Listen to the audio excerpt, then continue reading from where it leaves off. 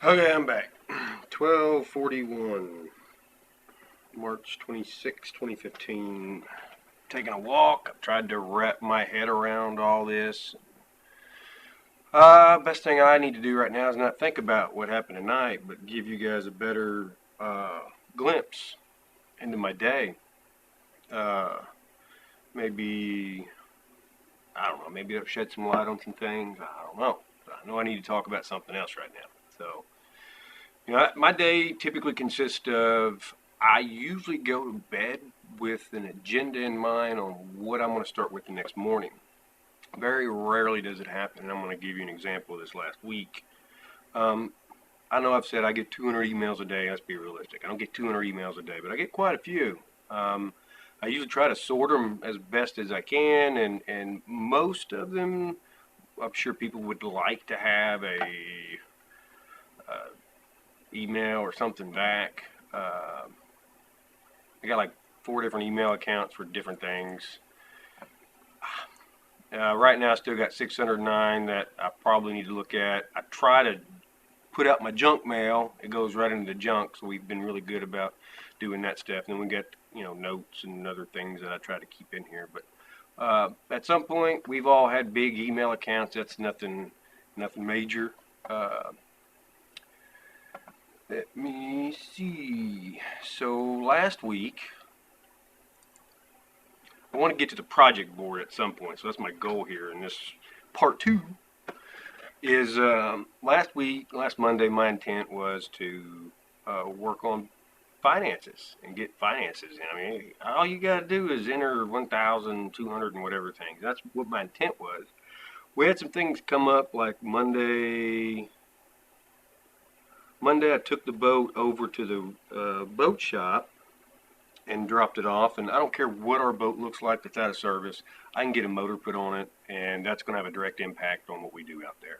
It might not be the prettiest thing in the world, but at least we'll have a boat that we can use for the season that's getting ready to kick off. So I dropped that off Monday. Uh, there were some other things that happened on Monday. I come in, I think we did a settlement maybe, and I had to get ready for something. I'll check my emails. But Tuesday come up. Oh, I come in and I was getting ready. I got all my files together for the QuickBooks thing.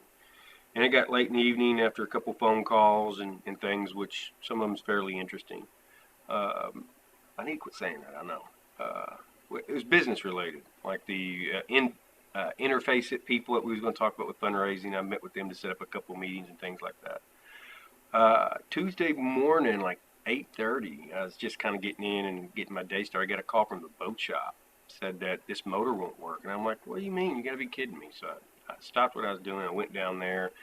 And what I found was I try to document everything. It's just good for me as a reminder. And I'm going to talk about like, when I get into projects.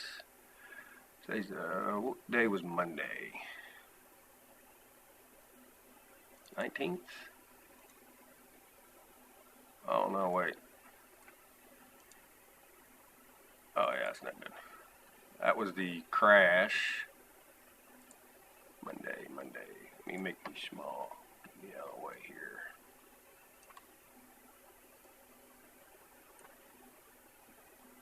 Today's the 26th. 25, 24, 23, 22 maybe?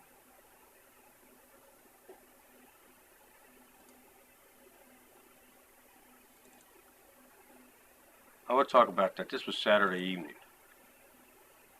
Since everybody's all wanting to know and visit. I don't really care for that too much.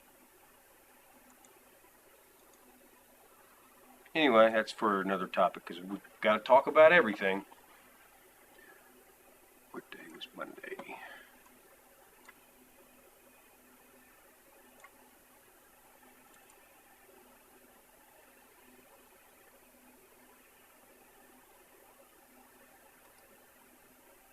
It's the 18th. Why is my things out of order?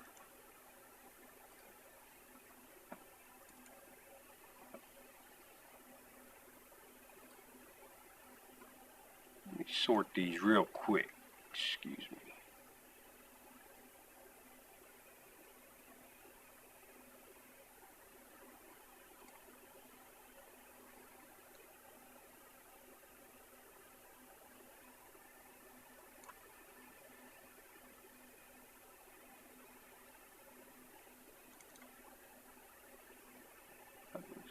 Oh, Tuesday.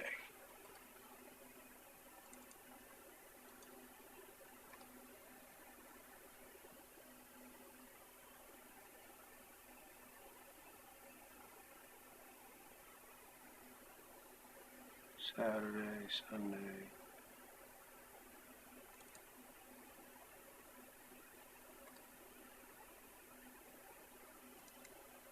What the hell? Let me do this.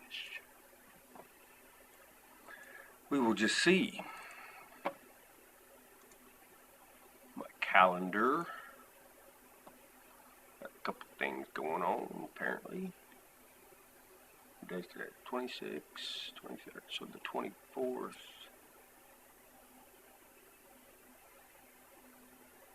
No, I'm sorry, this was last week. Yeah, this week was different. 17th. 317, 317.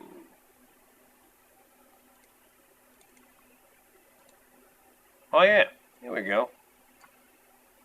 So my day consisted of, with the intent was to do finances, and the key word here with me is concurrent. So you can do more than one thing at a time. I wouldn't say that's why I'm so spread thin, but you're either waiting on something for one project, you jumped over to another. So there's always something going on, and that has allowed us to get as many projects done, believe it or not, that you probably aren't aware of. But the problem we ran into is when we put this brand new motor on this boat that we just spent $12,000 on repairs to get all this stuff done and do it right. That's the key word here. It wasn't a Band-Aid. We did it right. Problem we ran into was the motor wouldn't turn. You look right about here. Once you put it on the back, it wouldn't go side to side. Now, the feeling that I got when I seen that after all the stuff that I've been through on this boat was fairly sickening. So I spent the next 3 hours there looking at it and thinking. But I guess that's what sets me apart from other things is I'll research something to death, and I'll read forums, and I'll try to educate myself to come up with the most feasible, cost-effective solution. And that has been a tremendous asset to this organization. I'll show you what I mean by that. And yeah, I want to put a dollar figure with it. I do. But Tuesday when it come around and I started doing Tuesday morning the book stuff, and they called, I jumped off that. And it's always something like that. And then me with whatever I've got going on, it's hard for me to jump back on a project. Once I get going, man, phew, look out. But it's just to get to that step. Anyway, so that was the problem. What they suggested is we have to cut these boxes down. I said, that's not going to be an option because we've already got $12,000 and I'm not taking it to another machinist. Oh, we know a machinist and all that good stuff. And I'm trying to paint you a picture of what I have to, my thought process and how I have to think about things and how that's kind of has me distracted from other things. This project here has a direct impact on what we do out there. The budget does too. So we called a welder in. They knew a welder there at the boat shop, and I waited around 4 hours. This was probably 10, 11 in the morning. He didn't get there at 2, and I stood there and did the research on my phone. What could we do? Can we extend it out so it gets past it? And if we do that, here's the factor that I take into consideration that most people don't. A couple more pictures here. I know, look at that. It made me sick. What are we going to do? We got $12,000 invested in the boat. I got this brand new motor that we really can't use because it can't turn. What am I to do? Yeah. Very discouraging, to say the least. Very discouraging. And here's where the problem was. See, I worked up these numbers. I did that myself, so I own this project. This mess up was mine. That's me making sure everything was right as far as the link down there. I should put a measuring tape on it, but So we've got 20 inches here. And we got from, no, that's still the same one. We have 20 inches from this box to this box. There's 20 inches in that space where that motor sits. This is me back at the station looking at our motor, trying to come up with a plan. Same chassis. And I measured everything. That was a settlement we did. Alright, so there's that.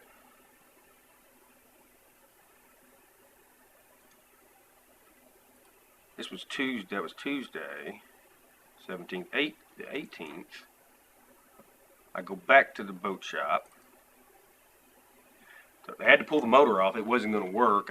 They couldn't install it. And we only paid for the install. We didn't pay for them to modify the thing and try to make it work. So we're running some numbers. I get on the phone with Mercury, and I'm talking to dealers, and I'm reading forums on what we can do. And nobody's probably thought about the thing that I thought about right off the bat. And it might not be relevant to you guys, but if you're going to have a meeting that lasted 3 hours or so, I'm going to talk for a long time. Sorry. I don't get to share this with anybody because nobody's here. Nobody gets to see me do these things. And this is one of several things that we've done of late. I have to look at the weight factor. And that was the big thing. The reason why we chose that motor, the reason why we chose the dynamics was to offset the lift. The simplest fix for us in that circumstance was to extend that motor out from the hull, or the transom. I'm sorry, from the transom, extend it out, and it tapers and have it to where you can swing. But when you do that, it defeats the purpose of all the work that we've done to it, because now you move the center of gravity, the pivot point, if you will. And if we did that, we shouldn't even done the boxes to a certain degree. So the thought process here is, how can we keep that motor on the transom, adding the supports beside of it to give it that lift in the back, and still ensure that it's safe for our staff. The safety factor is 20-fold. Well, there's a lot of numbers that I had to take into account, and I'm not a mathematician, but I learned it, and I'll kind of give you an example. So I had to look at the weight factors with everything. I went and weighed the boat, and it's 1,000. The boat itself, the way it sits, is 1,400 and, hold on, I might have wrote it on the trailer. Okay, it's 1,430 pounds. That's boat, trailer, everything. We're still looking for the trailer. I didn't care about. I'm going to use this to be overcautious, if you will. I had to take into account the weight of the motor. This is when we were here. I had to take into account several angles and factors.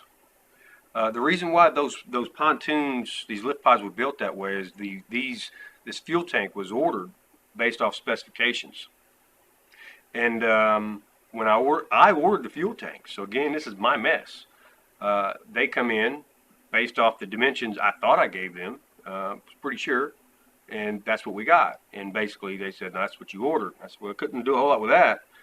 And this is where the issue come in. I said, well, I looked at the let me go back, because what you're not seeing is there's an installation manual for that motor that I did the original numbers on. I don't know if I'm going to be able to show you this, but the installation manual that came from the manufacturer, that it said the space, shit. I'm pretty sure I got a picture of it. Anyway, we'll get into that. I followed the manufacturer's recommendations, or so I thought, when I come up with that measurement. And I looked at this 100 times, and I was right. One thing I didn't take into account was it says it needs 19 inches. You have to have 19 inches of clearance to install that motor. And we give it 20 inches. So all the other numbers should have came into play. What I don't know that they took into consideration in this manual is if they thought that something was past the transom. Maybe they thought the transom was free and clear. That was the very back of the boat. I just went off what the installation said. A transom opening For a single engine remote means that it's got a steering wheel, requires 19 inches. For a single engine that has a tiller handle, requires 20 inches. And for dual engines, requires 40 inches. I got that here, but it doesn't fix our problem now. I still got to come up with a solution pretty quick. And the reason, originally the design was, it tapered off at a 45. Anyway, this wasn't supposed to be here anyway, but because the fuel tanks were, and that's where they were, and we was giving it 20 inches in the middle, well, just go ahead and square it off. I approved that. I said, yeah, that's fine.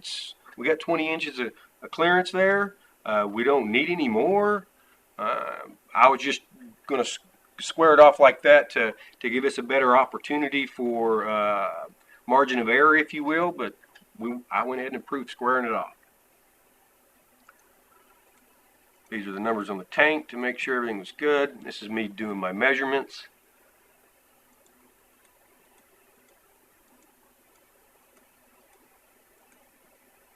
The degrees, 30 degrees is what I was looking for at the pivot point.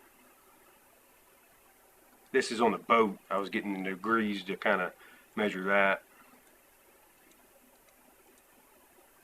So here's my solution. I didn't want to buy a jack plate because I didn't want to move the motor back. Because when you move the motor back, it adjusts the weight factor, and I didn't want to do that. But we could compromise a little bit. What I needed was 30 degrees from the pivot point of the motor to the back of the boat. If I move the motor back 4 inches, right here, the best I can do without removing a lot of buoyancy and to still have the safety factor that I needed after a gazillion calculations. The calculation was this. The zero mark was the motor itself weighs 247 pounds. I had to look at it from a force value at 6 inches. If I move that back 6 inches from zero, how much force would that be on the transom? Well, then you had to calculate, well, how do you get force?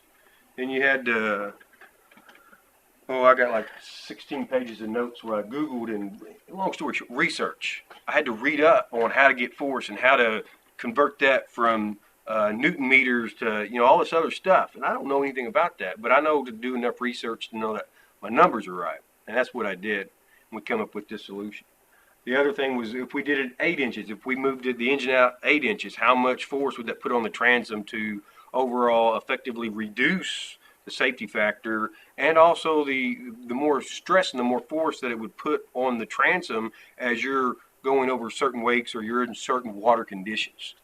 So the conclusion that I come up with, if we move it out 4 inches, but we also needed the ability to have the motor go straight up, and at some point I wanted to do that. I wanted to put a jack plate on this, but I was looking for the right one. So we can take this boat with the additional lifting pods in the back. That boat drafts about 1.5 inches of water with the motor put on it, and probably right around 500 pounds. It's going to draft about 2.5 to 3 inches of water in the back, which is usually where it drafts the most. In the front, it's just gliding on water, which is great for now. But I needed the ability to lift the motor straight vertical to give us the momentum when we're in extremely shallow water without just using the tilt, because when you use the tilt and you do this with the motor, it pushes, it doesn't give you the power you need, because the angle or the pitch, the angle, whatever you want to call it, of the motor itself, it's pushing it, the force is kind of towards the water, and you need to be pushing it directly against the boat. That way it gives you the most force, the most power that you need. And depending on where we're at, we could sure use that. So I was able to find a donor after I've called and made contact and yada yada yada to give us $1,000 to go towards specifically this repair. That does not come out of our budget, and that made me feel better, because I've still got to modify those tanks, so it's a 50-50.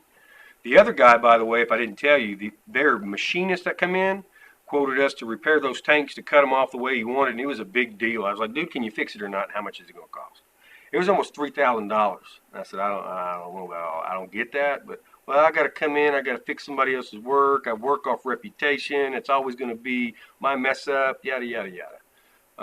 Long story short, the people that did the original work, I explained the situation to them. I said, man, I don't have any money. I can't put a motor on it. So they quoted me to make the modifications to all this at like $999. And I was like, well, that's pretty good. And I found $1,000 to cover it. And I'll show you the copy of the I don't have it yet. Gary Fancher still got it. It's supposed to be bringing it to me. It is a cashier's check. So just for your records, write that down for this project. Now, we still had to move that motor back 4 inches to get the weight factor that we needed. We found a jack plate. We found the jack plate that we needed, 4 inches. It was like $1,200, $1,300. Those things weren't cheap. But I also found, after doing the research, I found a brand new one in the box, warranty, all that good stuff, for $600. What was I to do? I made a call. I got it. It's here. I picked the boat up. I'll show you the modifications. Now all this process took over. This was Wednesday. I dropped it off Wednesday after I got these measurements to the machine shop to make the corrections. No, Thursday, because I did a whole day of numbers. Anyway, you kind of see where I'm going with this. I mean, it turns into one thing turns into another. Yada yada yada. Let me go. When was that? 21st. Oh, projects. So here's some of my notes from, no, not all of them, some of them. This was the Newton meter at 6 inches. It'll put 167.444 Newton meters. I had to convert that to foot pounds, then I had to convert that foot pounds to inch pounds. I probably did 400 different conversions. I'm not a very smart man, realistically, but I do know how to read, and I do know how to 2 and 2 is 4. It's just the process that it takes me to get there might be longer than some. That's what we did. Oh, wrong button, sorry. We're going to get back to the board. The number 1 priority for the members here at Warren County Rescue after they did their SWOT analysis is get Rescue 1. It's Water Rescue 2 boat operational. It ain't got to be pretty. So I take that. When our staff gives us input, I try to do that. And the bylaw stuff, we give dates and things, but we have to be somewhat understanding to the volunteers' needs and hours to a certain degree. But this is what they have elected to do. The data centers on there, which we'll talk about, training schedule and things. I'm not going to break all that stuff down.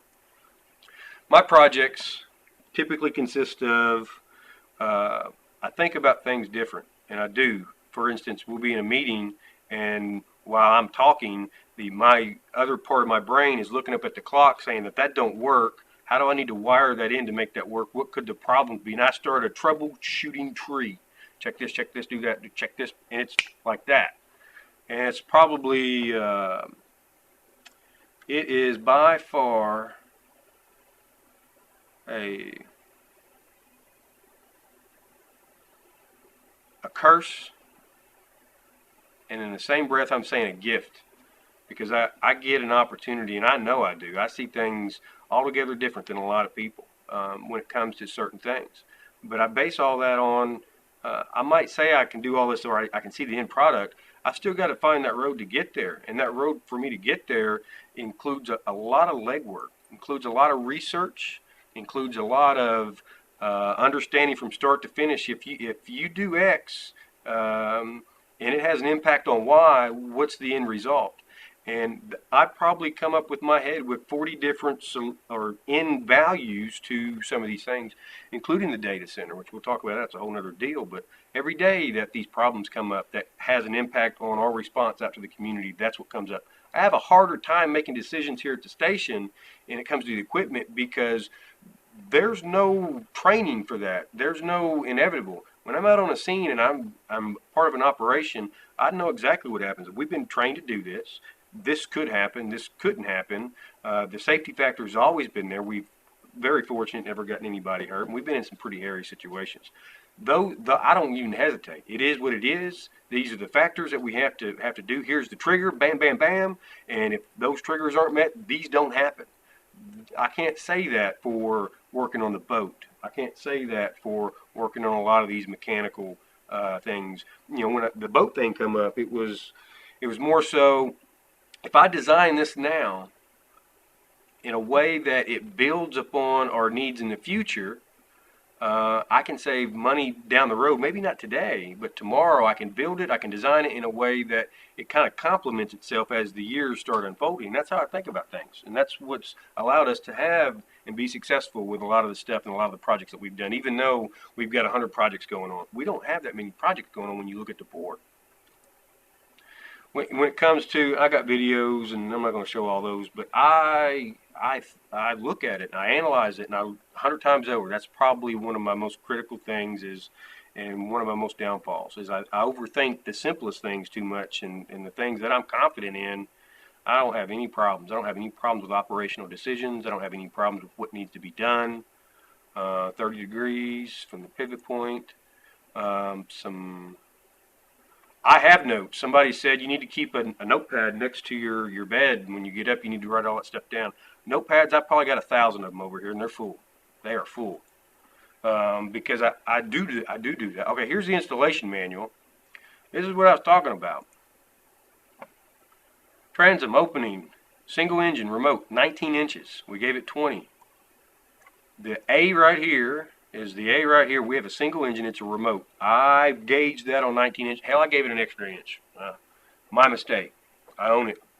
That's all I can say.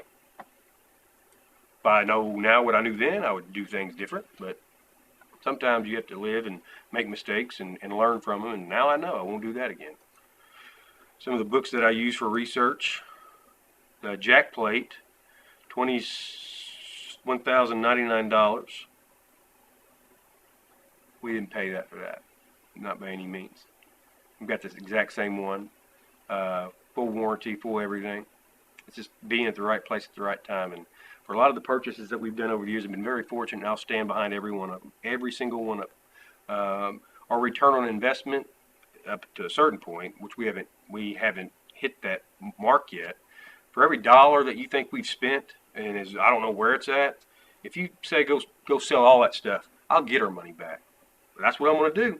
And I don't mean to say that to, well, we need it. What I'm telling you is if you feel uncomfortable with the way the money's been spent and the projects that it's impacted, data center excluded, because that's not the big portion of our money. And I'll get the budget and the finances caught up. And then you can suspend me. Then you can I need to do that. I need to get all that paperwork together, and we'll talk about that here in a little bit too. But our return on investment for everything we purchase is above 150%. That's just me. You say the word. If you think that that's not the case, and we'll make it happen. But I stand behind every one of those because I research everything that I purchase too much, and I make sure not only do I research it from what would you get it for new, because that's not the number I look at. I look at, well, if you buy one and you drive it off the lot, you've already lost whatever percent. What's it selling for? What are people buying it for? And is that a good deal is what I look at. And when people were buying and selling it for $1,000 pretty regular, and all of a sudden you land in a position that you can get it for $500 or $650, that's not a bad deal for anybody. That's the markup, 0 mark, 247 pounds of force. Man, I probably did 100 of them little things. Anyway, so that was pretty much last week. That doesn't include the phone calls and the email here or there. I'm not going to say the 200 because let's be realistic. 21st,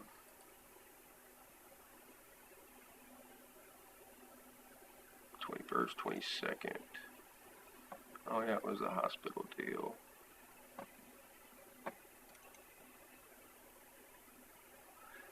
One note on the medical stuff. If it don't come out of my mouth, I do not want you to talk about my medical. Period. Not in a closed session, not in an open session. You already know this. My medical is not an issue. If my medical is to be brought up in there, any conversation whatsoever, I'm to be there for that. So whatever transpires or whatever the case, if you want to know something, you need to ask me. You don't need to ask Rebecca. You don't need to talk to Rebecca. Rebecca don't need to be asking other people. That's where that conflict comes in. So with that being said, I'll just leave it at that. I'll let you know stuff about my medical, and if you need to get me if I need to get you guys a doctor's release or whatever, I can do that. And I certainly require that from our other staff. Now with the conversations that we've had, I can understand that the board might feel comfortable. You're going to need to get me released. I get that, and I'll get you one of those, or whatever restrictions they want to put on me. But to be perfectly blunt and straightforward, my medical is not to be brought up under any conversations without my presence, under any circumstances, period. Period. And I'll give you the information I want you guys to have, and there's a reason behind that. And I'm not trying to be ugly, but it's hard to, anyway. This is where the repairs are being done. They wanted to take half that off. Anyway.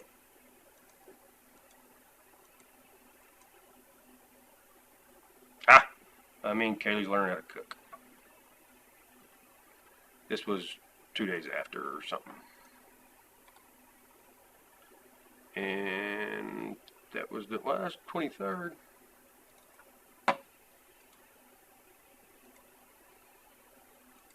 Oh yeah, it was the other thing. So that's not to mention the stuff that just happens around the station that has to be addressed. So the 24th, there's the 26th, our air conditioner froze up, so we didn't have any air. I had probably spent 4 hours troubleshooting that. Hey, we didn't call nobody, and I got it fixed. No charge to the county or Warren County Rescue. We had all the parts and Freon and all the dye to see how it's leaking, and the pressure fittings, and that wasn't no pressure fittings, the pressure gauges, Freon, that was a big thing. But I had to figure out if it was a filter issue. It's not the backflow, or it's not being able to draft enough air or suck enough air to do that. It's overworking the unit. If it was a fan, it's just those things you have to take into consideration. That was on the 24th, and that's not even the whole day.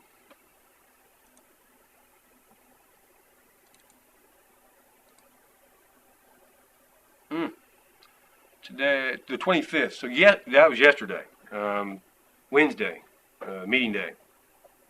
Picked up the boat. This is it done. I said it don't leak. We'll see. I also had them add some additional supports. This right here. Originally when they done it, and yeah, I think we got screwed on the deal. I do. If I know what I know now, I wouldn't do it. I wouldn't. I don't know what to say on that, but I made sure that the supports that they ground, because this was a riveted boat, they ground off these rivets and they didn't replace them with bolts and stuff. I was like, that kind of defeats the purpose of these supports. So they went ahead and put the bolts back in. They didn't charge us for that, and added this little bracket that goes to a pretty good sheet of aluminum plate to help support that motor, because I wanted to make sure that, because we were also moving that motor back 4 inches, that's still putting a little bit more weight, not as much as it would have been if it was 8 or 12 inches on the back there. So just to make sure everything was kosher and add that additional support, those were added too. Should have been added in the first place with the original money. That's a poopy weld if you ask me, but what do you do? Don't go there anymore. I got it. And these are it goes through and through. I would have figured they'd have put like bigger washers on it to really give it that support, but you only lead a horse to water.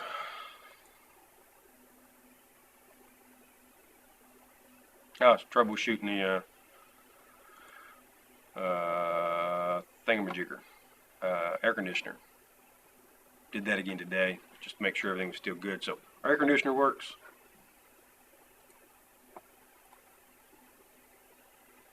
Now I want to go back to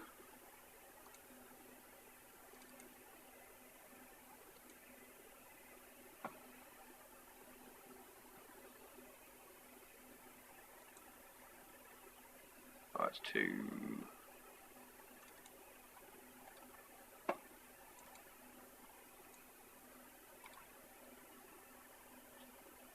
document, document, document.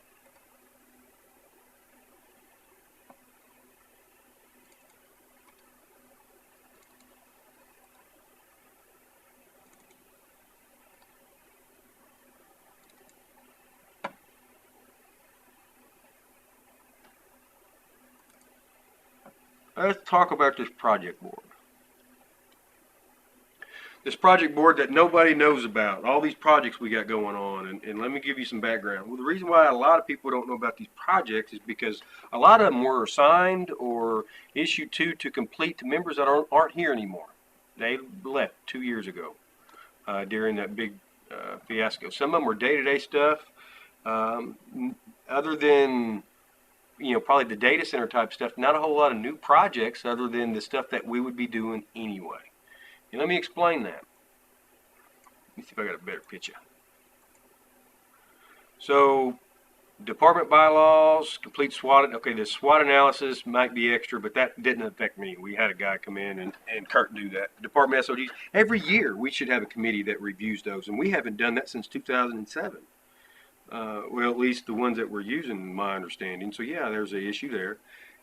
Recruit personnel, build training programs, a high quality training program. That doesn't change. We are always doing that.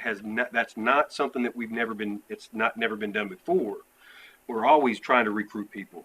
We're always looking at our training programs, trying to increase them. We might have spent more effort on them last year than we did this year because of the level of personnel.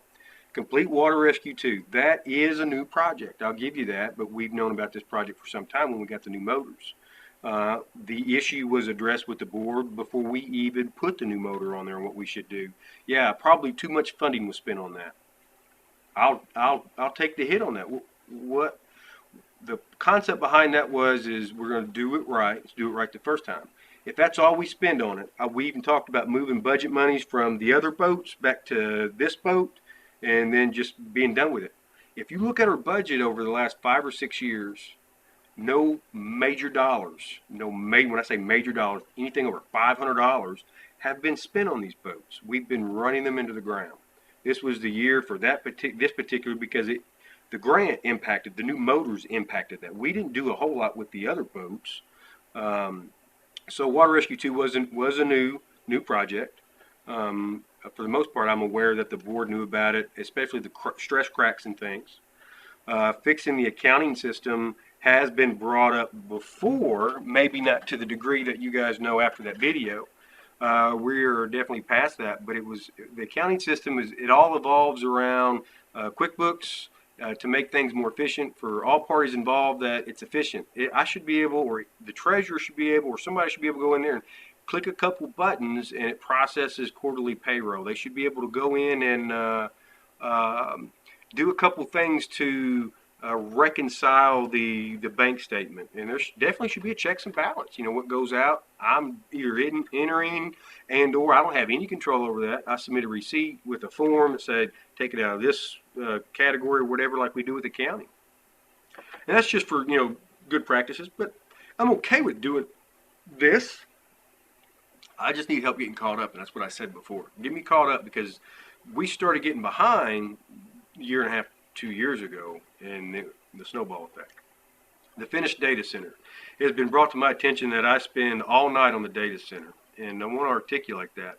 I spend no time during the day on the data center because that is not the time for the data center. That is the daytime is my work time to address these other day-to-day issues, not constantly working on the data center. So for the past 3 or 4 months or so, during 1:21 in the morning, I would probably be working on the data center now if I felt up to it. If I didn't feel up to it that day, I didn't do it. So that's why the stuff's still here.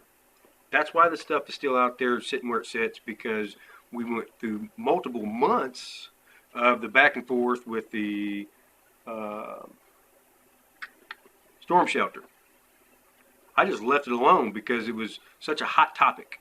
So finishing the data center, technically it could have been done many, many months ago if so many things just didn't get in the way, whether it be a factor on myself or other endeavors. But I do not spend any time on the data center during the work hours that I would consider my 8-hour day. I do at night when somebody calls and says I've been up all night, and so yeah, I worked on the data center 4 or 5 hours, or I didn't really. I've been kind of working on the data center tonight, but I get up at 10 o'clock because I sleep in a little bit, and I start. Get up at 10 o'clock. I start my day maybe a little bit late. If I got a meeting, I'm usually up a little early, to catch the meeting depending on what's going on. And we have a handful of meetings throughout the week, just different people. We still have to retain that relationship with other agencies, whether it be within the county or outside the county. We have a lot of people that look up to us. We have a lot of people that inquire about different things, whether it be the phone calls or whether it be me going and meeting them, or whatever the case. And it doesn't affect a lot of my day. But that is a big part about what we do when it comes to the type of services that we're in. It is those relationships, and so that's where we're at on the data center as far as the time frame. There was something else that come up with the data center that I just had it and I lost it. Not a whole lot of time's been spent on it as far as the 8 hours. Yeah, it could have been done several months ago. Whatever factors. Connect data management systems. Well, that's part of the data center, kind of, but I have to have that stuff installed before. This is a new project. You knew a little bit about it. You might not knew to what degree we was jumping into it. I know there were several meetings last year that we talked about certain things, and last year was not probably the best year for us. When I say last year, about the time Bob was leaving that next year, there was times, and you know as well as I do, there's 3, even in some cases 4 months in a row the board did not meet. Don't quote me on that exactly. It might have just been up to 3 months. I don't want to get all politically correct on the exact number, but there's a large stint between meetings that we didn't meet at all because I didn't have anything to go over. Because I was working on, let's say, the electrical stuff, which we'll talk about. That's part of the Connect Data Management System. The data management system includes our maintenance program for our equipment. It's a web portal that I built probably 7 years ago. Just haven't had a platform that I truly feel comfortable with in rolling it out. I don't want to roll it out in the cloud or because that's not ours. They restrict certain controls with that, and that's the biggest problem that I've got, which was the biggest push on the data center. Constantly we're calling up software developers and things, and hey man, I need to be able to do this or do that. Well, we can't do that, or it's not designed. Yeah, it's all about ones and zeros, and that's where my brain works a little different. I can see the end goal. Sometimes it might take me a process to get there, but I can assure you that once we get there, it's going to be second to none as far as the best. Whether we're using used equipment or we got the top of the line, the end goal is going to be exactly what we want and exactly what we need. And you get tired of talking with companies and people that are in the cloud that this is what we can give you. Anything more than that, we can't help you. And we're talking about a simple ability to connect to something or something like that. I know we can do that. So that's the data management stuff. It's also the timekeeping stuff. Remember all that stuff Dana used to do?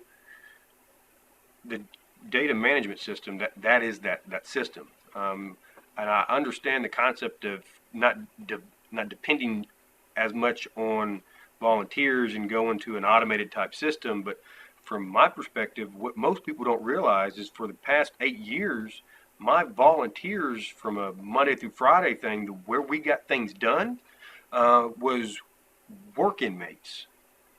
I picked 2 inmates up Monday through Friday, worked them 8 hours a day here for 8 years. This culture that we're in today, that now we don't get those work inmates, has been it's been a culture that has been embraced and allowed to happen because myself has allowed it to happen primarily in terms of they don't have to wash the vehicles because in the morning I'm going to pick up 2 inmates and have them do that. Now all of a sudden we got a bunch of stuff to do and they're not used to that. I'm not saying these guys now, but the other people that's left, and even when those people were here, we've never addressed that issue. The ultimate issue is workload. And there's not a whole lot of work here. If people would do what they say that they would do, if people would do what they say and say what they do, there would not be any problems. That deal with John. John was the #1 candidate for me to look at as an opportunity to start transitioning into a chief's role at some time. He was solid up until the point that lies were told in terms of, are you doing this? We're talking about reports. And then I find out 8 months of reports wasn't being done. Well, those same reports are probably still not done. Nobody won during that incident. I'm trying to come up with solutions, long-term solutions that's going to address those problems. And I don't mean to take volunteers out of the equation because from a cultural perspective, that kind of puts us in the same boat. If you don't condition members to ensure that their gear is properly cleaned, maintained, and put on the trucks, you're setting yourselves up for failures. But there's still that process that we are dealing with volunteers, and they only have so much time. It's what time do you want them to spend on it? If truly we had to depend on volunteers to do all the functions that we were doing, including fundraising and other aspects of the department, I'm not saying it wouldn't get done. I've always used the analogy that the wheel turns here. It just turns a little bit slower than what most people were used to. And as soon as you come to grips with that, and you understand that and why that is, and you put a good plan of action together, that's good. You'll be a whole lot more successful in the long run dealing with volunteers. Moving on, address fundraising needs. Well, we don't have a fundraising need. Well, first and foremost, we always have a fundraising need. And there's opportunities for that. Technically, the grants and the fundraising stuff is kind of one and the same. We do a great job writing grants. You guys know this. We've gotten hundreds of thousands of dollars. Well, the problem with those grants is somebody has to manage them. Somebody has to follow the process from start to finish. And John knows the process dealing with Homeland Security grants. And some of you others do too. The quarterly reports, the daily reports, when we got the communication stuff up, the environmental studies that had to be done. I couldn't just go out and hire a contractor and say, hey, finish this report for me so I can go ahead and submit that to somebody. I wish I could at times, but I don't mind doing it. And it's not a whole lot to do if I can just get caught up from where things transitioned several years. We've not been caught up since then, is where we're at. Never. The grant stuff, I need to focus on continuing to write grants and bring money in. The funding needs, this was primarily something about we need to address long-term funding solutions for like what Butch does. That's always there. We've always thought about that. I'm not saying that that's major, but it is major. I know there were some factors that come up about Butch and some other things, whether it be leaving or staying or whatever. I talk to Butch every week. Every week I talk to Butch and I keep a handle on him. I keep, let me,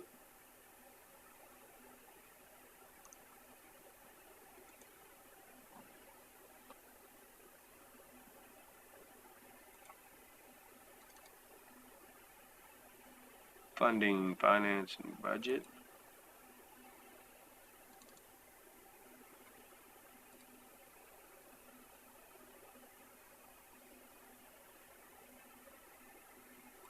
Oh, I'm sorry, that's under Butch. Mitchell's Promotions, got its own little file.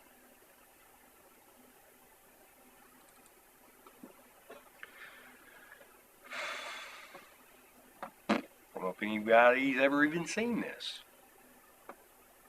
This is not accurate. I know it says 2011, 2012 fundraising goals. I was trying to update this as as things kind of transpired. We have also QuickBooks that does this for us now, but it's the other years. You know, in 2002, 2003, our total that we brought in was $67,840. There's the split The number that I look at is this number right here. This is the difference between one year and another. So the difference between 27,000 and 31,000, which is 2002, 2003, 2003, 2004, is 4,000. We got $4,000 more than we did the prior year. That's good. The next year we got $7,000 more. The next year we got $544 more. So we kind of slacked off that year. 06, 07, $3,000 more. 07, 08, $2,000 more. As long as these numbers are black, as long as we're increasing every year, that's a good thing. With the local economy growing roughly 2 to 3%, less than 3%, it's more like 2 point something percent. I have to pull it up on the PBA thing, but we should be getting an increase every year, or we should figure out what the trigger factor is and why we're not. And then here's 08, 09. That's when I basically said, hey, here's our numbers. This is what we're going. We got a 5-year goal, and we'll update them every year. We got a $15,000 biggest increase ever. After that, we got a 9-year or $9,000 increase. We went from 90 to 104. I'm sorry. 173 to 149. 010, 011, we took a $9,000 hit. That hurt. 2011, 2012, we took if that numbers are right, $26,000 hit. That was the year I basically said maybe that was the year we started the goals.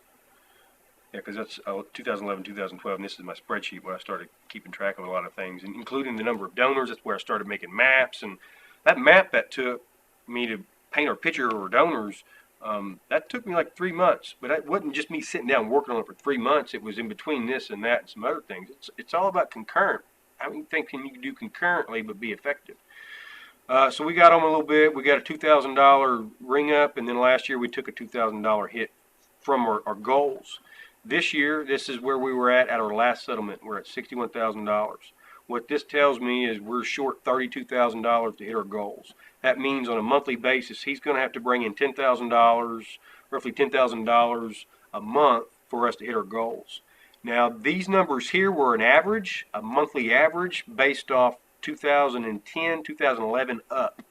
So we've roughly brought in $15,000 on an average total. And then these were our average $9,000 for him, $6,000 for us. So my original numbers when I was doing the budget analysis, we could roughly spend less than $6,000 a month and still break even, still be good.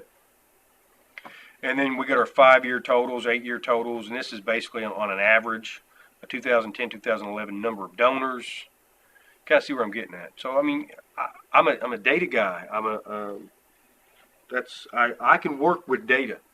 I can't work with just because or whatever, and that's mine and Butch. We get into that because I want the addresses. I want to know how many people gave cash money. I want to know their addresses. I want to know who our customers are. Hell, we might start a program that if you're a donor, whatever, you free rescues for this year, and if you're not, I'd like to know that too. I want to know how our services impact the people that contribute and the people that don't. I'm not saying we publish that. I'm saying it's just a good piece of information to know. It's data. Oh, you don't need all that data. Well, if you want to make an informed and educated decision, you do. So there's that.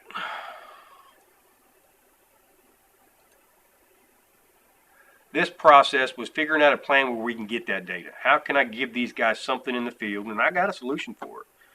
Met with them. I told John Weatherby 2 days ago. It's a company called InterfaceIt.com. It does everything we need it to do, and it reduces time frames and putting it in. It's an export-import, and you can watch them live. And you can follow that from month or minute by minute to year and see where our problem is.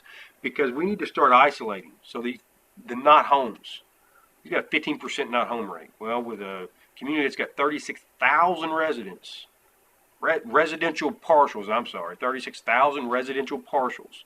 15% of those aren't home, means 15% of 36,000 people did not get an opportunity to contribute. Let's say we knock on their door 3 times.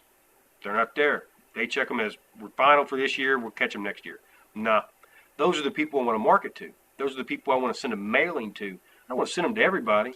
So you can see where I'm looking at from a marketing perspective, how we can kind of maybe increase our funding, roughly $15,000 to $20,000, our end, every year.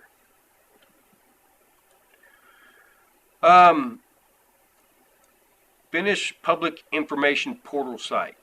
That has been a project for about 5 years, and it started with Operation Godine Retrieval. Chad started that, where the public can get in and access that portion. You know what I'm talking about, and update information as needed. That never got finished, but it was always a project in my head that it was not only going to be an opportunity to allow the public to get in and do that, where it reduces workload on us as volunteers to maintain and manage that, but also an opportunity for us to put community-specific information that they want out of this department. And you know what the community wants. You know what everybody wants. Everybody wants the same thing. Well, how much do you get? Where does your dollars go? What's your call volume? Which, when you ask what our call volume is here, I don't get discouraged by it, but you're not asking the right question, because it's irrelevant what our call volume is to a certain degree, because what are you comparing that to? Are you comparing 108 calls to the 900 calls Richardsville Fire Department gets? Because you're not comparing apples to apples. If you're talking about our 108 calls last, average 15 to 20 minutes, maybe up to 3 hours for a structure fire, okay, I get that. But hell, we've had calls that's lasted 2 weeks, 46 days. That's one call.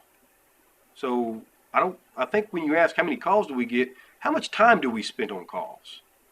How does that directly affect the communities we serve in terms of resources being deployed and things like that? You can't say the call volume that we get. I wish we could, and I would agree that that's probably the closest standard you can come to, but you're not comparing apples to apples for the most part.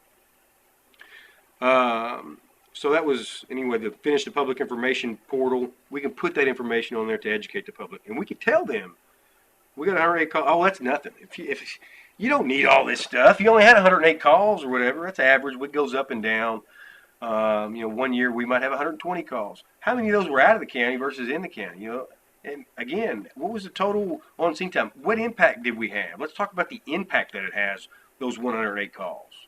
Not the roughly, if you look at the 900 call Richardsville Fire Department gets, what, 70% of them are medical calls? Take that out. What, 10, 15 minutes a call? And half of those, I wouldn't say half, I don't know the number, but how many of those are not answered? Dispatch tell Medcom we might not have anybody in the area. Well, I can tell you this, we respond to 100% of our calls, whether it's 5 minutes or 6 days. I'm not comparing the two. I'm just saying you're not asking the right questions is what my analogy is. Redo asset management inventory. That's a yearly thing. We should be doing an inventory every year. Now, I've got a computerized system, which I had a big book laid out there today to show you that we are getting inventory. And before anything major transpires, two things are going to happen. And I'm not being demanding. I'm absolutely requesting them. And they need to, if you guys want to sit behind me to do it, this has to be a give and take relationship at this point. Finances are going to be done, and they're going to be caught up. All receipts are going to be accounted for. Everything's going to be in the system. I'm going to generate a report. You guys are going to have that. Whether you sit behind me, you help me do it, I don't care. That's the first thing that's going to happen. The second thing that's going to happen before anything major happens is we're going to do an inventory. We're going to make sure that all those receipts that we have in that box, it's accounted for out here, and the board, whoever, whether it's one of you or all of you or whatever, is going to certify that. Yes, on this date, we looked at the finances. We pulled every single receipt. If you want to pull a couple or you want to pull this, but we're going to go out there. We're going to take that receipt and then we're going to walk out there to the stuff, and I'm going to show you that's where it is, because I'm not getting into any, well, you got to leave for a month, Chief Tucker, and then all of a sudden 5 or 6 things come up missing, and all of a sudden, now I'm in hot water. Or I'm not saying that would happen. I'm saying we're going to make sure that there is a system, as I was talking about in the video one, or a procedure or policy, whatever in place before anything major happens. I'm owed that. Make sure that if you guys want to do whatever, give me that much, that I'm not a thief too. I don't think that you think I am. I just want to say that for my own comfort. Let me finish the finances. I got to, because you don't know where category to put it in, because some of the receipts are like blah blah blah, and I get that, and that's probably why I ended up doing the QuickBooks stuff in the beginning. I mean, originally, if you think about it, the treasurer's job is to keep up with accounting and all that stuff. I don't mind doing it, but I think it was just the problem was it was just easier for me to, well, if I've got to tell you where every receipt comes from and what itemize every single receipt, it would just be easier for me to do it than for me to not only do I have to do it, I have to do it verbally and fill out, not necessarily fill out, but explain all this stuff. I think that's where that transition happened, where I ended up doing the QuickBooks. I don't mind doing it. I just need to get caught up. Once we get caught up with that, and I probably slacked a little bit with everything and stress and problems, personal problems. We'll get back to that. Anyway, give me that. Inventory and finances. I'll ask. So with that being said, the asset management inventory. So this label facilities, one of the things that took me a long time to figure out is the accountability system that we can expand and contract. Everything has to have an address. We have to associate that in the asset management system that we already have. We just need to do another inventory.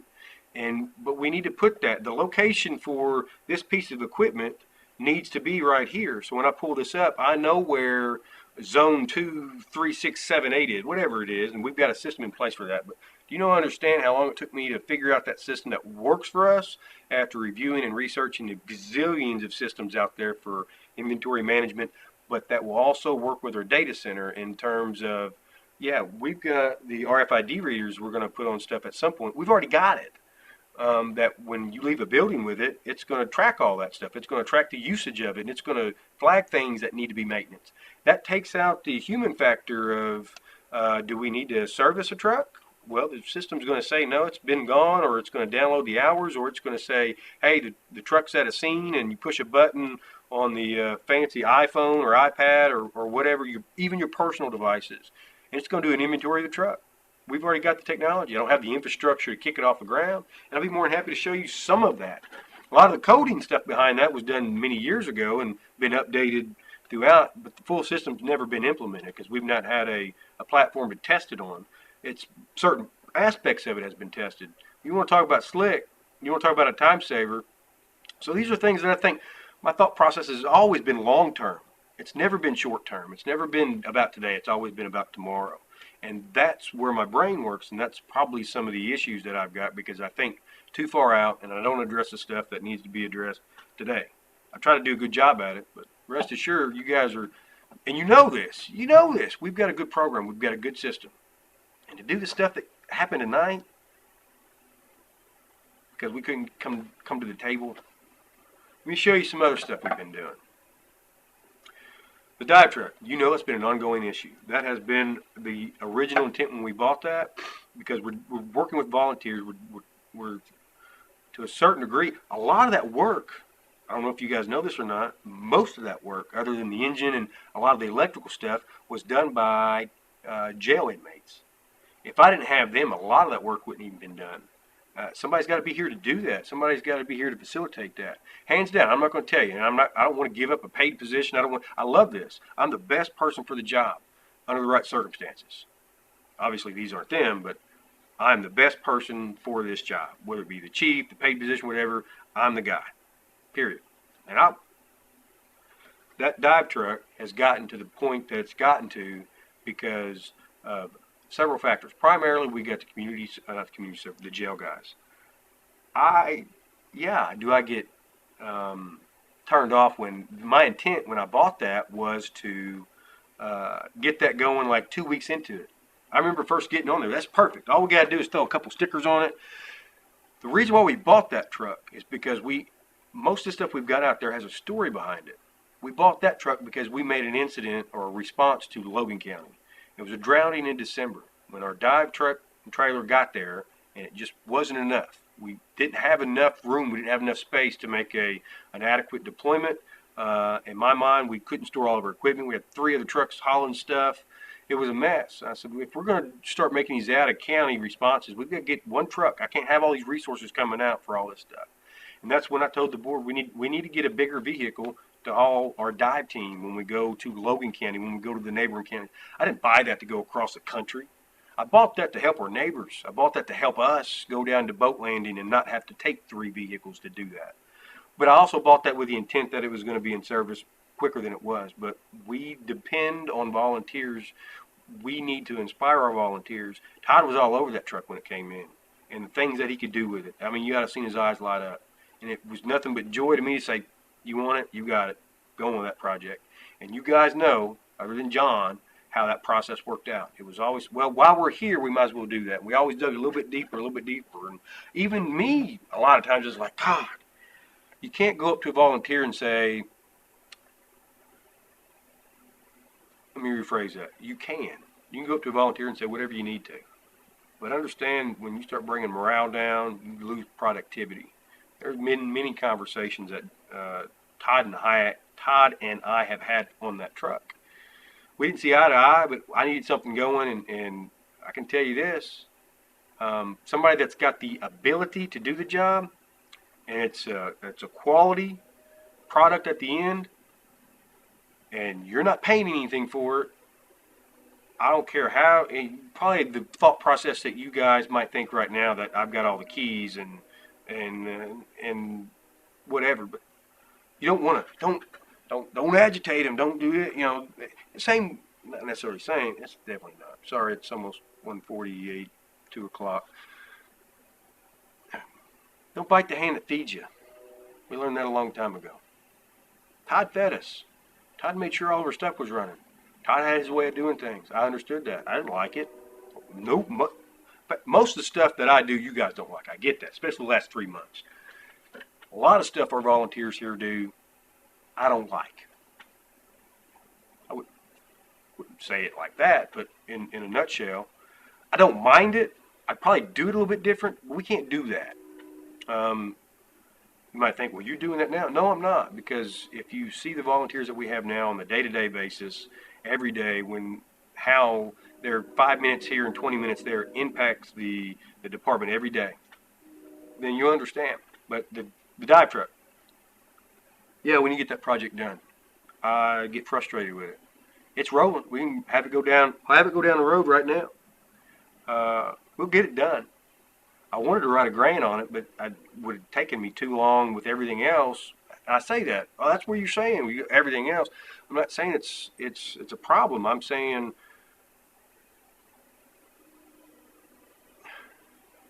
it's not a problem. It's just fitting it in where I can do it and kind of stay with it. We'll do it, and we'll get it done. So that's an old project. VHF radio system. That's a 3-year project that I'm still fighting today. Actually, literally today. I don't know if somebody's stirring the pot somewhere. It would seem that would be the case.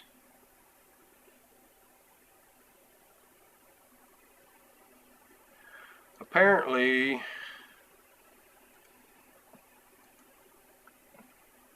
there is a new manager that at WNKY, it's one of our tower locations, and I had to say, 4:19 p.m. Well, yesterday, 9 hours ago now. We was back and forth for 3 hours today, figuring out our agreement and what's going on there, and how the original agreement that we had was with Cash, Jeff Cash. He's no longer the GM there now, and now this new gal, Linda Gray, she's the new GM, and asking some interesting questions that I thought was fairly interesting about cost and all that other stuff, considering what I just proposed to physical court about paying the $4,800. Anyway, what I'm saying is this project's still going on. What is it, 419, 410, 409, blah, blah, blah, and on and on and on. Yeah, we was back and forth for a while. These are just things that they have to be addressed, and that's that project. We'll get back to that. Powerhouse is the powerhouse out back. We started that project probably a little sooner than I wanted to, but see, there was a project, and what I wanted to do is I want to impact directly our staff here, and I want to invest in our staff, and sometimes I reprioritize certain things because of that. And I did that. I wanted to make things more efficient, the ability to do certain things. The powerhouse was the house out back that we can plug all of our vehicles into and not constantly have to come in here and there be a charging issue with the vehicles, and set it up in a way that we can more rapidly respond to incidents. And having trucks, you've been in here when the bays, you physically can't move from one side to the other because we're tight. We've been like that. I can show you emails from where the previous regime, if you will, or the previous administration in 99, 2000, 2001, then was sending messages to physical court saying we need a bigger building. Then, hell, that was what, 15 years ago? My priority wasn't a bigger building as it was as much when I came in, the abilities to perform our staff, what impact we have with the community. And that's where I focused. My last concern was a friggin' building. It's obviously been more pressing now, because now every time we leave all of our stuff outside, it just causes additional maintenance issues. We don't need, realistically, big fancy trucks, as I was telling Deborah the other day. You're right, we do need a spec sheet, a basic spec sheet. They're not 30 things, but anyway, all it takes is somebody to run up there and try to submit it, and I can certainly do that, and I will do that at some point. Might not be this year, might have to wait and catch it next year, obviously. It might not be here. Suspensions and all that. Upgrade the meeting room. We've already started that process, and that has a direct impact on training. That has been the mini EOC, or Emergency Operations Center, in the back to manage day-to-day operations, longevity, training, the video stuff, as I'm doing now, that I've had to try to piece together, because the full system's not in yet. You want to see a bad system that we've got no money in when it comes to virtual education and development and stuff, would it be, I know that's the problem. I don't know these things. Well, you don't want me to talk to you as I have another 2 hours tonight neither. We've got a great system. I just need to get in there and get it done. But all I need right now is help getting caught up. Got issues getting that. Upgrading the meeting room, that directly affects that. It directly affects this up here. Well, this up here, there was recruiting, retention, and all that, good stuff. Updating the meeting room to have a better workforce. That's investing in our people. I don't see how you go wrong with that. The technology that we're using today, and I'm not talking about a lot of them. We've already got the equipment. It's already here. We don't have to go out and buy it. I'm not asking for any more money for any of these projects. We've got everything. That's where our money went, is getting everything to kick these projects off. Even the dive truck, we got probably 80% of the stuff we need for that. We've got the air conditioner, all that stuff that we talked about was probably $6,000 or $7,000 worth of stuff we got. We got it. I just need to get out there and work on a plan to get it done. And Kurt's helping us with that. We just started the process, just completed the first phase of it, not 2 weeks ago. And we're having meetings about how you got to go. Last I heard, my conversation with Deborah was she quitting? And she said she didn't know. And she was going to let me know first part of the week, because she was going to take the weekend to think about it. Next thing I know, I'm getting suspended. The board has accepted my resignation. I don't get that. I don't get that. That's the part I don't get. Did I miss something? Did I miss a meeting? Did I miss a phone call? Did I miss hey, we had a fairly blown out conversation the last time we talked. Let's sit down and talk. No, let's meet behind closed doors and let's really do the right thing here. Yeah, it upsets me.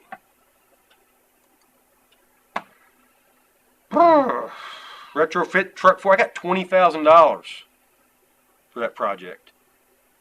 I tasked people with that, by the way. It wasn't my project. These aren't all my projects. This finished Lowe's project, we're pretty much done with that. That was a material list to get our current facilities not perfect, but more accommodating. To put a stove back in the kitchen so we can start cooking again without spending our money. Because I don't want to spend any more money. We spent enough money on this building this past year to get where we need to be. And I'll explain in the financial reports. These go together.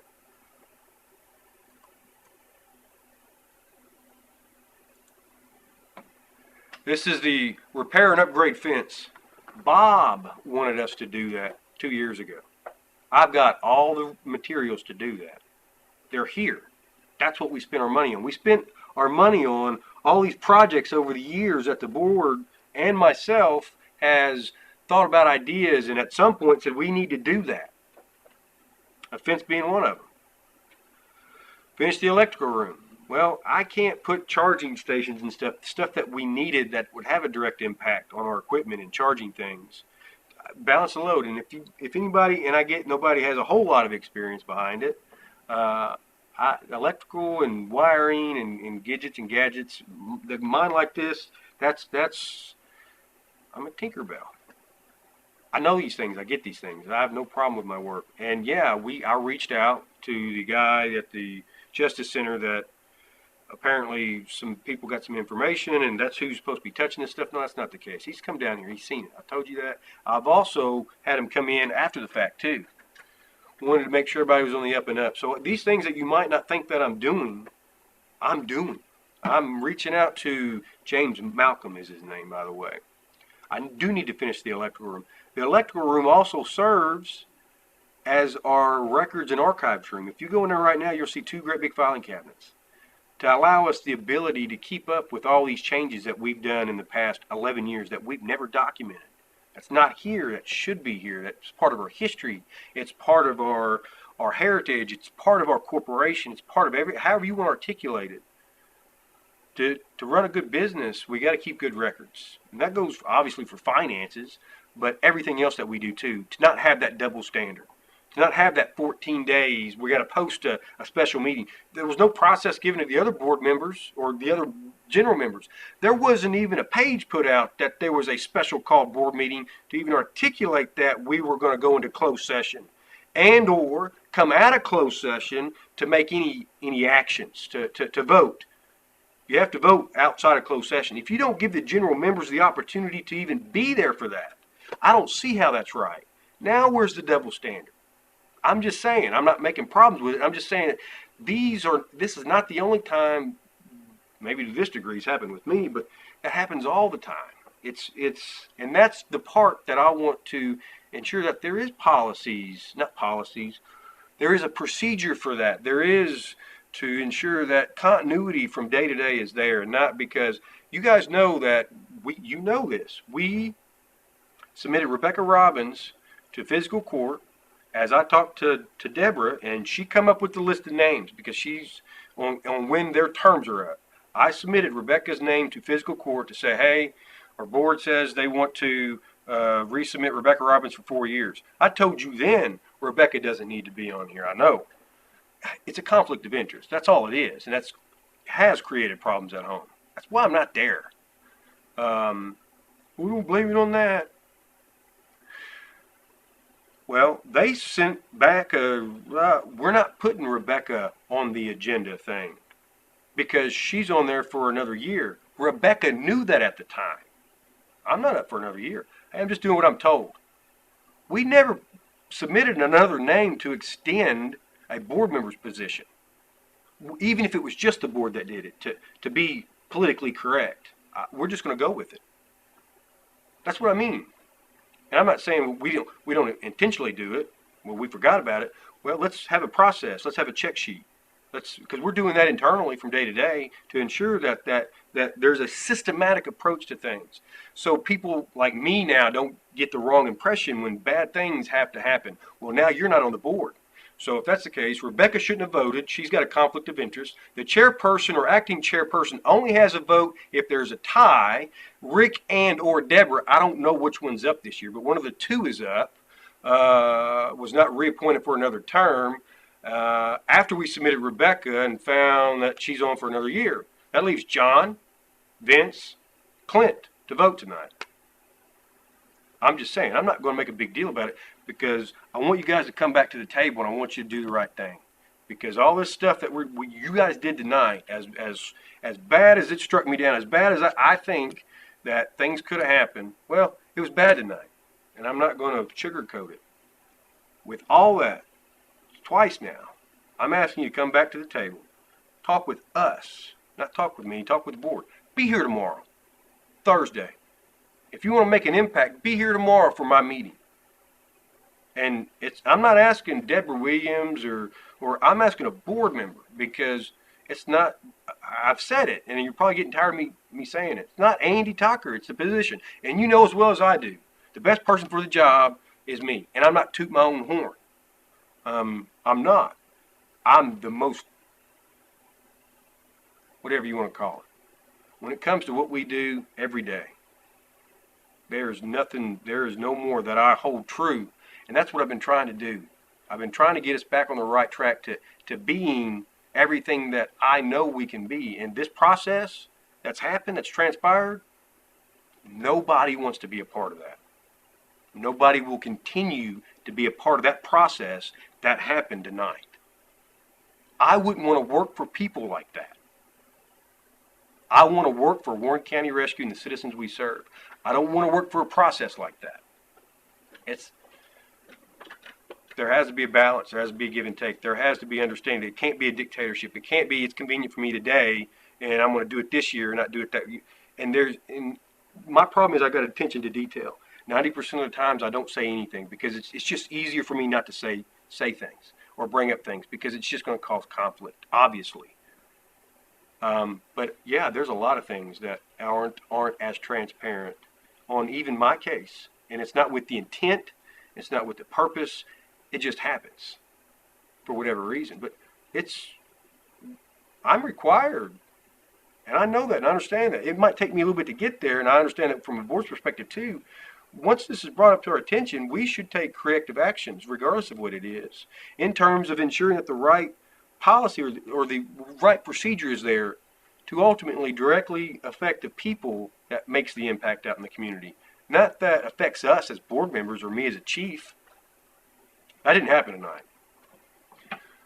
The other thing, Chair, who's the treasurer? I thought Rebecca was elected as treasurer last year. I was told that Deborah's the chairperson, treasurer this year. Not a handful of days ago. I don't know. This stuff like this we can talk about because we've been here forever. But you paint that picture of they don't know what they're doing to volunteers and they see that there is not a good structure, there's not a good system in place, that starts creating issues. I know that because I've been there. We've all been there. And John, you know what I'm talking about. These guys are unorganized and I don't want to be part of that, yada, yada, yada. And that's where it is. I would also say the other thing, it's not a personal attack on any board member from the community as much as it is a personal attack from the department chief to the system that we have right now. I'm attacking the process that which we have because that is not right. I know this. But if the case that 4 board members are appointed by the judge executive, I want you to think about this, they have the ability to have the whatever vote, because the judge can pick whoever he wants, and let's say we keep it like that. Would it not be a fair statement in that same breath to say if the judge gets to pick 4 members that sit on the board that govern this department, would that not make this a county government, a local county government agency, which would also come with what should come, we should be established by ordinance because they're the ones that have the ability at this point to make the decisions, to make the deciding vote. Because it's taken away from more so a nonprofit because the way that our bylaws are wrote. Well, the question is, shouldn't we be recognized as an official local government agency? And if so, should we not have an appropriation within the county budget that reflects such $200,000? I don't have any problems with that. The board can put 7 board members on here. But it comes with something, I would think. I would hope, I would want, we all would want that. I would think that would make us part of county government because they're the ones that select and that process. Things would be different then. But I've allowed this to go on way too long because I didn't say anything because it was easier. And I don't bring this up now. I bring this up. This is the perfect opportunity. The reason why I bring this up now, I was trying to transition into this. I was trying to allow people to self-educate. That's why I was telling Deborah, hey, look at these documents, and it went straight personal. That's why I was telling the department members, hey, take a look at these. And I told other members when we met, whether it be out in the bay or whatever, I was not a part of that process. I gave our staff general guidelines. Hey, review this. Come up to your own conclusions. I do not want to taint you. I want to take you through the process. So I didn't have that effect. I wasn't part of that factor. But the fact of the matter is I've not addressed it like I should in the position that I hold. Not Andy Tucker. The chief has not addressed these concerns when he should have. But also, it was a good opportunity for me to start slowly bringing these in because Bob was an original board member. He was an original community member. And I have a lot of respect for Bob. I still do. And it was always a yes, sir, and it still is. And I still respect our board that we have now. Don't get me wrong, but you have to understand, Bob was the senior guy here. The senior guy left. It's not that I don't have the level of respect for our current board members, but also I did feel that there were some things that has transpired in it, and it was it's the way we've always done things. I also know you don't bite the hand that feeds you. You don't. The senior man, you respect him. You might not agree with him, and I didn't say anything. And I'm not saying that's the only reason why I didn't say anything. I'm just saying that was a good transition. As I told Deborah, I said, and you said it too, Bob's not here now. Things are going to be different. Yeah, they need to be different. Thank God. It's not what I meant. Not what I meant different. Anyway, all this other stuff here has been brought up. The electrical issue, I'll show you pictures. I need to take a break. I need to go for another walk on why the electrical issue, we saved I don't tell how many thousands of dollars we saved. Also, we fixed it to where our building won't burn down as our lights were starting to burn up, which I've taken pictures. I document everything. I started doing that many years ago. New facility project. These are real low. We've been talking that for years. It's not anything new. It'd be nice, and so long as I'm the only one that works on that project, well, it's probably going to be another 10 years before that gets off the ground because all those other things we've already talked about, and this ain't everything. There's not even the daily stuff. You guys are talking about your reports have got to be number one. Fine, they're number one. I'll put them on there with everything else.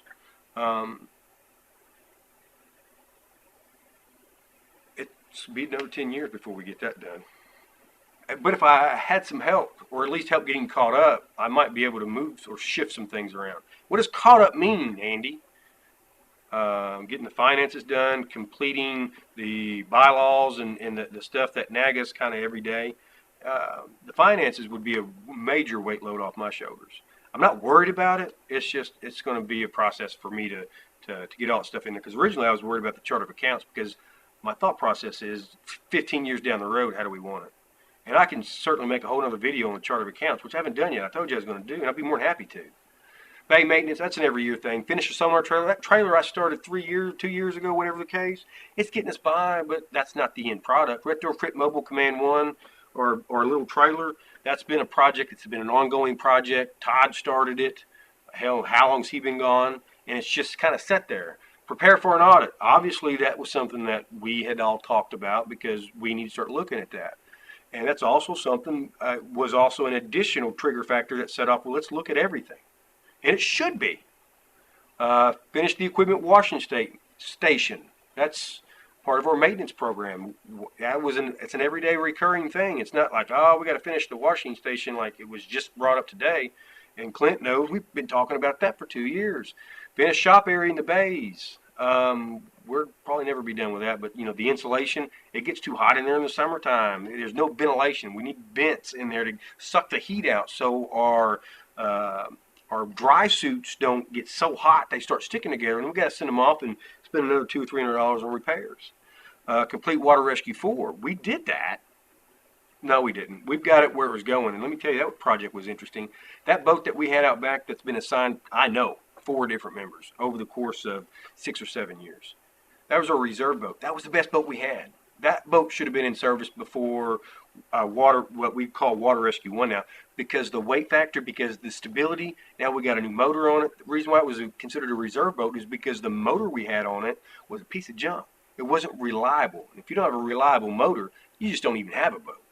We got that fixed, and now we've got some, it took us a little bit to get to it and get it done, but I don't know. We've had meetings about it, and we'll work on a project plan. Remodel Mobile Command 2, that's a big trailer, Ronnie's trailer out there. Not even anywhere near that. I'd probably sit there for a while, and I don't even care about that. But it's something that we've got to keep in the back of our mind when we're scheduling out other projects or things like that. Complete Water Rescue 3. Water Rescue 3 is the inflatable. It's for the lighting system for nighttime operations to address the Drakes Creek issue that we could have been asking for hovercraft too from physical court that would directly impact that type of response out there. When it comes to budgeting and grants and stuff like that, sure, we can ask for it. The notes.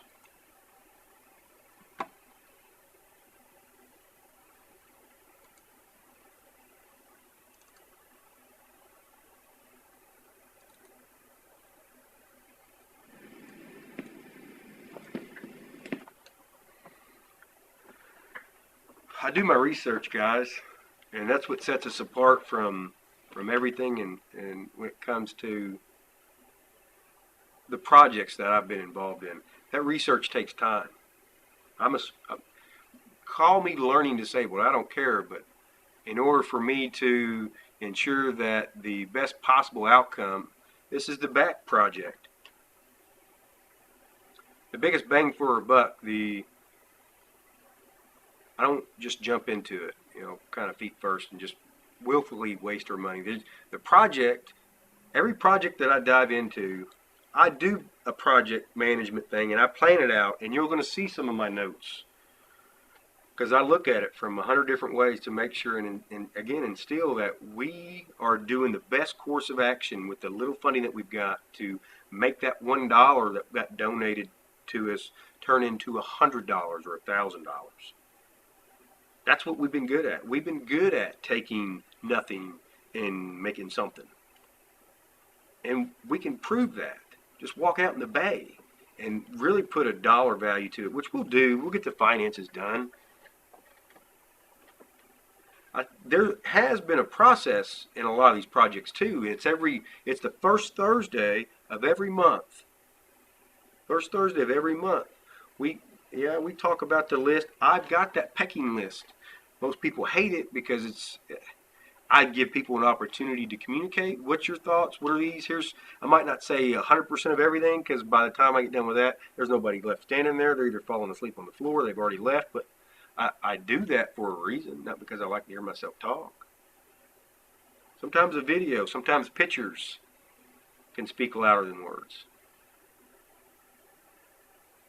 I did this many years ago. It was the layout as far as the flow of the water to identify a drainage problem out front.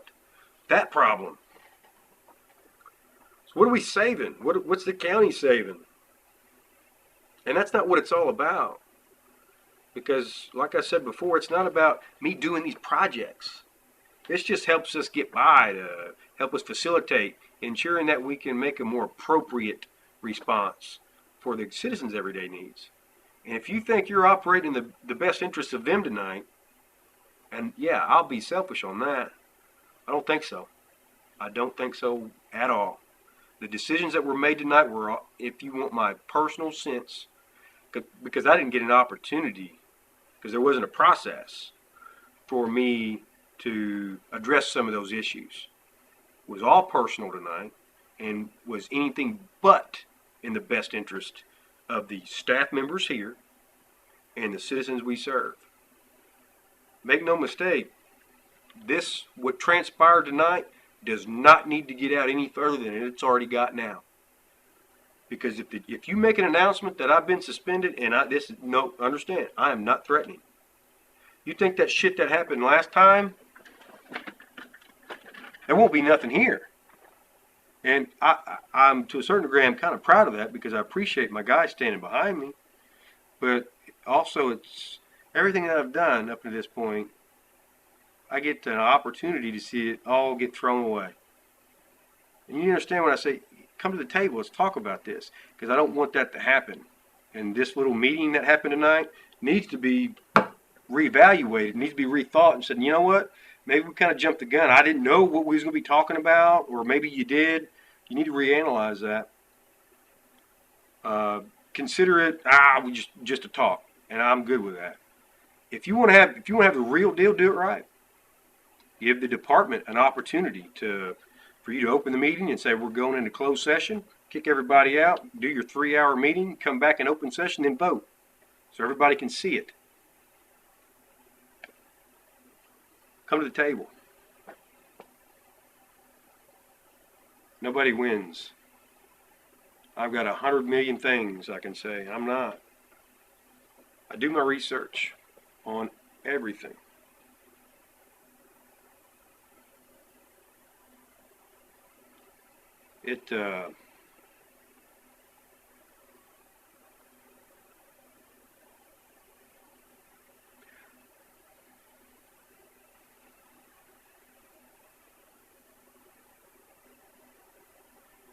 I'll talk about health issues in a regular open board meeting. I've already said that if I'm not there, my health is not to be brought in question. And I have that right. If you need to know something about my health, ask me. Rebecca, if you talk about my health to any board member, as a board member, as Rebecca Robbins, that's not a threat. I've articulated it to John and everybody else. I don't need problems in 5 years when Rebecca wants to start shit with my daughter. I don't need people running back to my family saying a bunch of crap, and I don't need that. My family don't need that. Rebecca gets the opportunity to sit through the bullshit, and I don't know what's wrong. I wasn't going to tell, but she sits on the board. Again, another conflict of interest.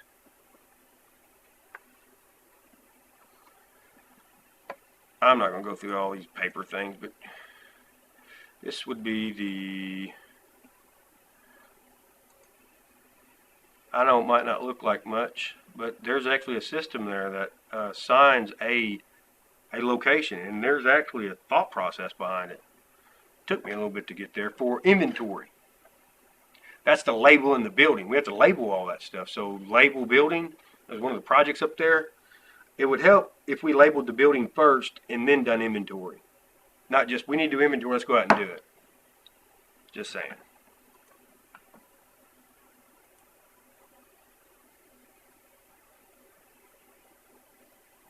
Yeah, the electrical stuff. I'm glad I did that.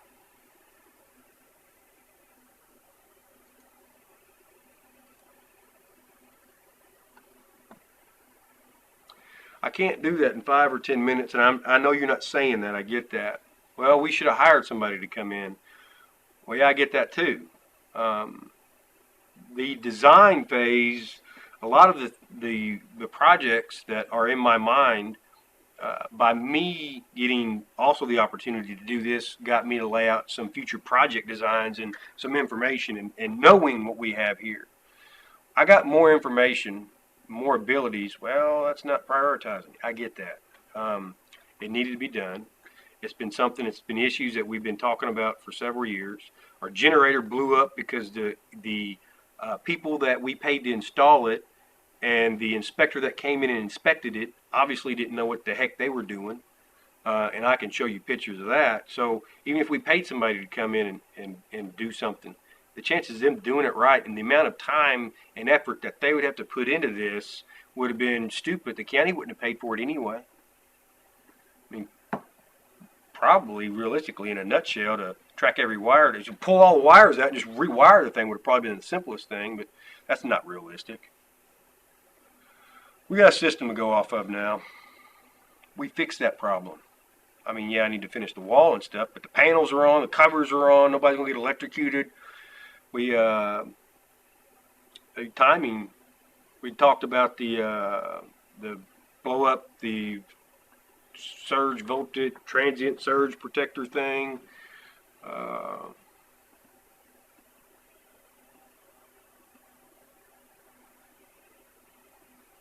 You know, while I was doing that, realistically, if we had just, and I'm not saying we go out and hire somebody. I'm not saying that at all, or we should have. I'm just saying if people were that are here that had assigned roles and responsibilities, whether it be from a general staff member or other members, if they could have come in, or maybe if I could have articulated that more, because we don't know unless you tell us, maybe we wouldn't be in the boat with certain things. That's the analysis that I did on the power factor analysis, the load on all the circuits individually, and using the national standard, the guide, the book.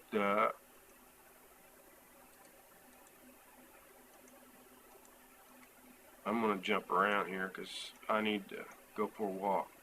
This is the finance stuff, the chart of accounts, the information that I started picking up on that, and all the hoorah and what needs to be in there, and how it's broke down for the future audits, like House Bill 1. If we got things organized a little bit better when we submit our reports to House Bill 1, it'd be a whole lot better if we'd done that today and get in a position where it's just a print thing and pump it out than it was to.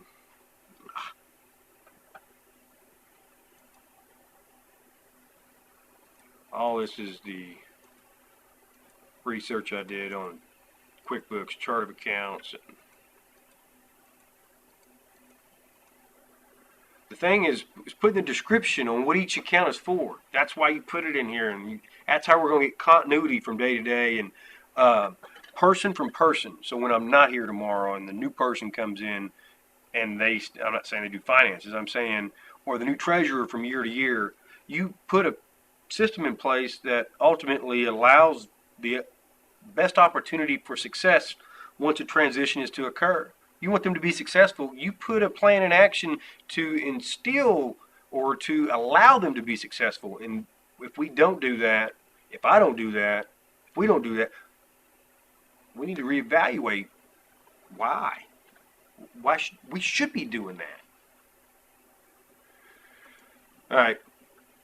I got a couple more things, and I know it's lengthy, but there's just so much on my mind that I want to paint you a picture of my weeks, my days, and I don't want to hear. I get that. I get you do stuff. No, I want you to get I do stuff.